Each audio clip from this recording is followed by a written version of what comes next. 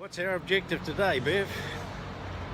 Well, we are heading to meet the archivist at the London Postal Museum. Yeah. It's a wonderful building, and you could just go there and look at the library books. But they say the oldest and most experienced archivist is there today, so I'm just going to get some background information on the penny black, the stamp with Queen Victoria's head on it. The concept was to make postal services cheap so that the average person could post a letter. However, the people that were very, very poor still couldn't.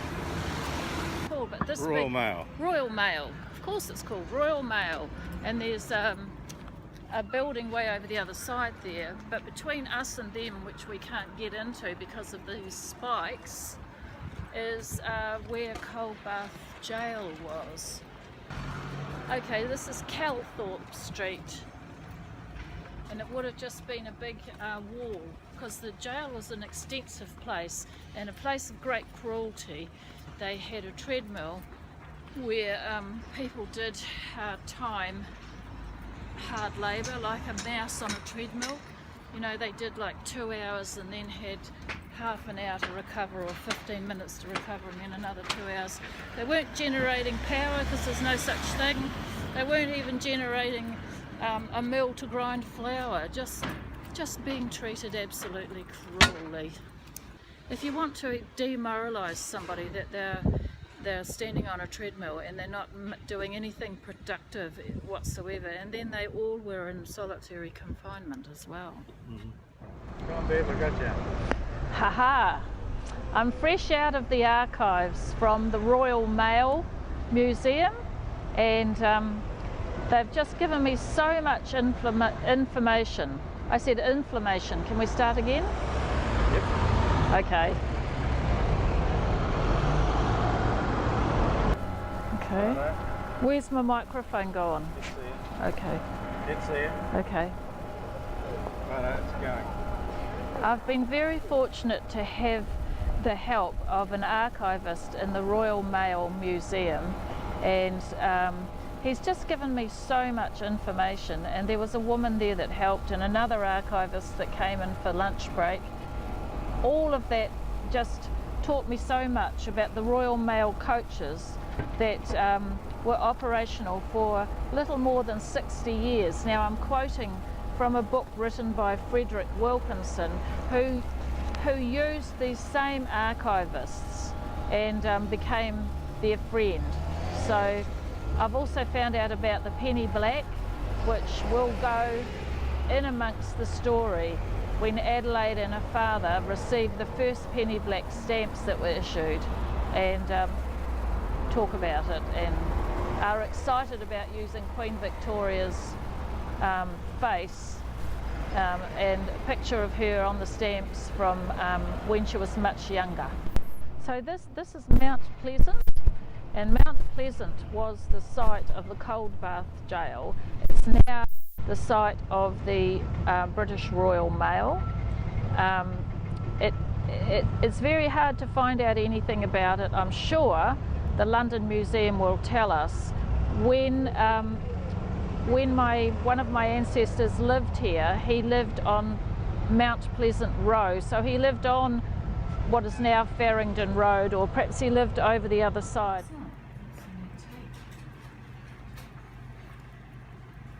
That's John McCabe. That's actually a very good watch. John McCabe's a well-known watch. The John McCabe watch, Alvin. Nobody uses them today. Oh.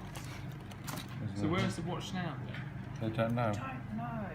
I didn't even know. I'd never read his will, and what happened to the man between 1850 and 1860 we don't know. He appeared in 1860 opening a shop on the Hokitika goldfields, and then from thereafter he was a successful gold I've got miner. one made in Tottenham. But he changed his name. They could have gone on to this No, Those two are firms that were in the Royal Exchange. So my brother Alex was horrified because what I don't know I'm going to turn into a page to, you know what I mean? Jewelers. I've just been reading a book written by a fellow about St James Church, and it was the parish of watchmakers or parish of clockmakers. Yeah, okay. I wanted to talk to the camera while I'm still so excited. We called into a little shop that was selling watches. Alvin pointed it out. We opened the door and there was barely room to turn around, and there were two people in there, a lady by the name of Anne and her husband by the name of John, and Anne was kind of doing the accounts, and several customers came in. The way to get in the door is you knock and then they come and open the door, so they don't allow just browsers in. So anyway, my question was about what sort of watch would my ancestor have purchased that then went in his will, and the purchase date would have been, say, 1850. So he was wonderful, and he explained that the person that I should go and ask was Watkins' shop, and I should do the same thing, knock on the door and wait to be let in the shop. And he said, you must say that John and Anne from the Little Yellow Shop sent you. Well, he let us video some watches, and he explained the make and the design of them and a lot more history. And then he was looking for a watch. He was looking for a watch.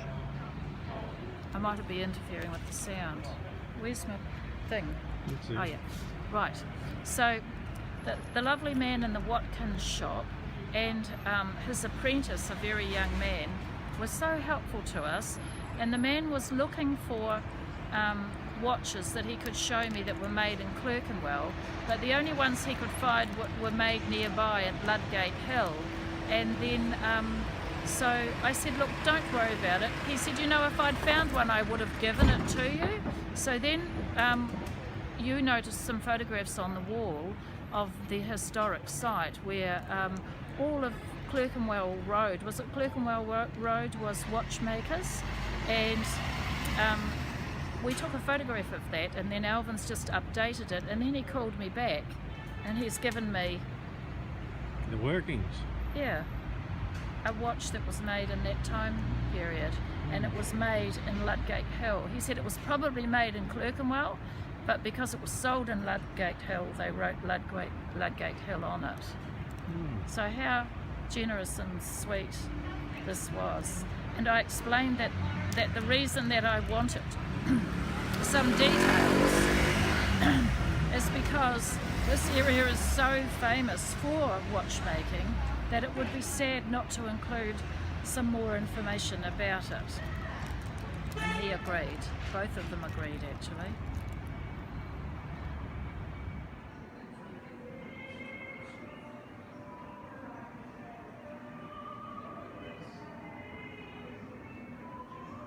The timeline of my story ends in 1855, and I see in 1854 that the Illustrated London News reported on the Battle of Balaclava, that is, Russia, Britain and France were at war. Now, this is something I didn't account for in my story. So moving back in time, it's heartening for me to see that the night before Sydney leaves on the boat, he does visit the Great Exhibition, because I'm so absolutely convinced he would.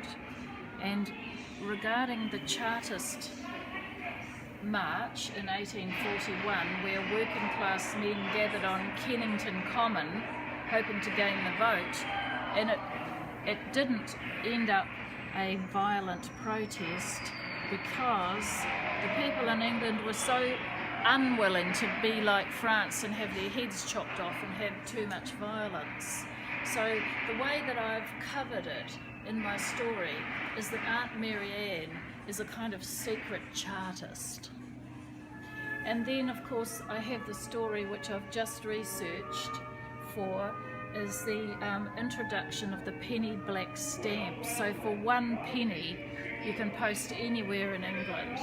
Now Queen Victoria of course is very significant in the story because nobody can forget Queen Victoria, but also the Dean Merriweather was her chaplain for a very short time.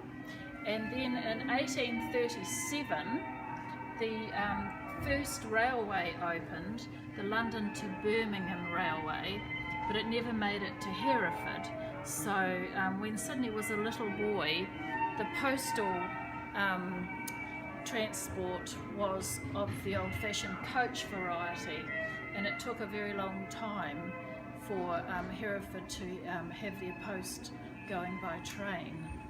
And I don't know the exact date. And then we have in 1831 the invention of electricity, but I don't think it had a significance. But Sydney still does talk about slavery, and so does Adelaide, because even though it was abolished in 1831, there was still a lot of racism and prejudice against black people, and they were considered sort of oddities and brought to Britain as a curiosity, like you might bring a African animal, you know, like a zoo specimen. Now I believe that this might have been the man that did tours in England to try and explain to the people how he'd escaped from America, and it fitted into the English view of the Americans as being nowhere near as cultured as themselves. Outside the perimeter of my book, of course, but still we're in Clerkenwell, which was famous for selling watches. We have to go all the way back to 1759 for the first accurate portable clock, because it was John Harrison, whose time machines are exhibited up in Greenwich, and he helped to solve the longitude problem, and he actually provided a clock that could go on a boat for Captain Cook, who went down to observe the transit of Venus, because the stars was helping the boats know how far they'd travelled. And have you stood on that spot in Fiordland ever, Beth? Indeed. Alvin and I went to Fiordland, and I thought, what the hell am I doing here fishing? But one of the highlights, I mean, I loved the fishing and I loved the men on the boat, and it was terrific, a terrific time. But we actually stood on the spot that Captain Cook had brought his men in for relaxation. He'd taken them dangerously south, where they'd passed icebergs, and I guess he was a bit afraid of a mutiny, really, and so he brought them into Doubtful Sound to give them some time off, and also they chopped down a bit of forest to observe the transit of Venus, which was part of understanding longitude and latitude and where exactly New Zealand was. So New Zealand was probably the first place in the world that could accurately be documented as to where it was on the map of the world. And you know, that place is so remote that it looked exactly like it would have for Cook, except the tree stumps weren't freshly cut, and there was even a tree across in the water that had helped them go on board. And that bit of artwork? And then Alvin discovered in the Maritime Museum, where we used to live nearby, this gorgeous painting. Not a good painting, but gorgeous in the fact that it was done by the ship's artist at the time while they rested in Doubtful Sound, of that very spot. The boat was there, and the plank using the rata tree, and Bigamy Dead, that rata tree is still there, and we used it as well. And we got off our boat by walking on that particular rata tree. We had Nairi Parkinson's husband on that journey with us, that fishing trip, and I took Nairi into the Greenwich Museum to show her the painting, and it was gone. And then I happened to go to Orkney and opened a newspaper, and I saw that very painting had been x-rayed, and underneath it where it was a painting of icebergs, which must have inspired the artist at the time, but later on he resolved that a couple of lumps of ice weren't anything that he would be able to sell, because it could have just wasn't, he didn't think it was viable. But of course it was very significant because it proves that Cook did take his men too far south, and it was away in this exhibition. And I think the name of the artist, the Captain Cook's artist, was Hodgeson, can't remember, a name like that. So yeah, that painting's kind of followed me around England really.